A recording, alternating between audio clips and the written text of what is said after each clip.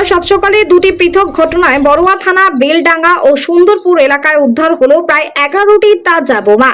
এদিন সকালে স্থানীয় সুন্দরপুর গ্রামের প্রাথমিক স্বাস্থ্য কেন্দ্র এবং উচ্চ মাধ্যমিক বিদ্যালয় মাঝামাঝি এলাকায় একটি ঝোপের মধ্যে থেকে 7টি তাজা বোমা উদ্ধার হয়। বোমাগুলি একটি নীল বালতিতে ঝোপের মধ্যে রাখা ছিল।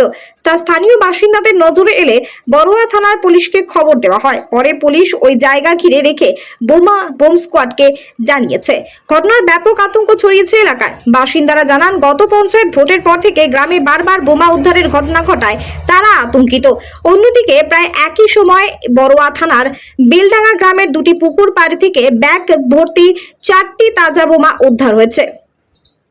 সেখানেই ব্যাপক চাঞ্চল্য ছড়িয়েছে। পুলিশ বোমাগুলি ঘিরে রেখেছে।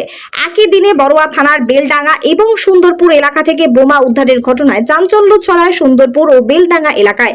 বড়ুয়া থানার পক্ষ থেকে সিআইডি বোম স্কোয়াডকে খবর দেওয়া হয়। বোমাগুলি নিষ্ক্রিয় করার জন্য বোমাগুলি নিষ্ক্রিয় করা হয়। তবে বোমাগুলি কি কারণে মজুত করা হয়েছিল, কে বা কারা, পুরো ঘটনার তদন্ত শুরু করেছে বড়ুয়া থানার পুলিশ।